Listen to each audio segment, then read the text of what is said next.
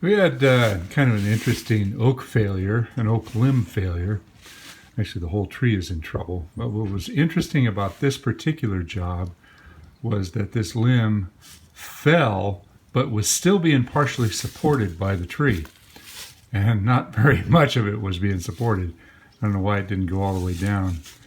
But looking further at the tree, you can see that the tree probably is a candidate to get rid of, but the client likes the privacy that it gives her, and it's far enough away from the house. It's not a danger to anything. So basically I said, well, we'll do the best we can with what we've got to work with. And you can see clearly there is a lot of problems. There are a lot of problems. That limb, I think that had to come off. We took that off. You can see it's cracked, and if you look there, you can see there's a real tight inclusion at the base. It's ready to peel off. One behind it here is just full of fungus. That one was totally dead, so we had to take that one off. It was like that throughout the whole tree. There you can see the limb sitting on the fence there. It didn't crash, it just kind of came down softly and landed on the top part of the fence. So there was actually two trees side by side here, and the privacy to her backyard was pretty important to her. So what we opted to do is put a post underneath this branch here so that I could cut it and free it from the fence. So I cut the post and jammed it in there and got it into a position where it would support some of the weight, because I was afraid that when I cut the branches, it would do one of two things. It would either fall and break the fence, or it would tear and rip all the way down the trunk and make the wound even worse. So I opted to, you can see here, Jorge's cutting it free for me, for us, and it was supported well.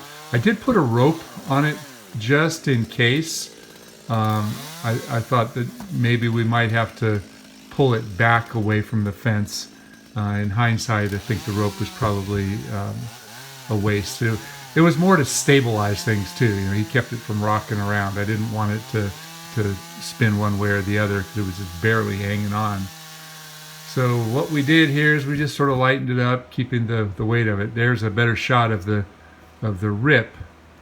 And we got it all the way down to a point where we had to make a decision on where to make this next cut, because I didn't want it to tear. I didn't want it to tear all the way to the ground. So I opted to make the cut close to the tear here and just let the whole thing kind of fall over. And that's where the rope kind of kept it coming away from me as well. I don't have the shot of me taking this cut, but you can see what my plan was. I wanted to put a little notch in there just in case it tore. That would keep it from ripping all the way off. And there it is. I made the cut, pulled it down, everything was fine. There's the notch I was talking about, and now we can clean up that big stub. The tree ended up looking okay. It's not a specimen by any means, but to this homeowner, this tree means a lot, because when it does fill in, it blocks the view of the neighbor's house. There's a better shot of how weak it was and how little was holding it. Well, thanks for watching. If you like my videos, please subscribe, and have a great day.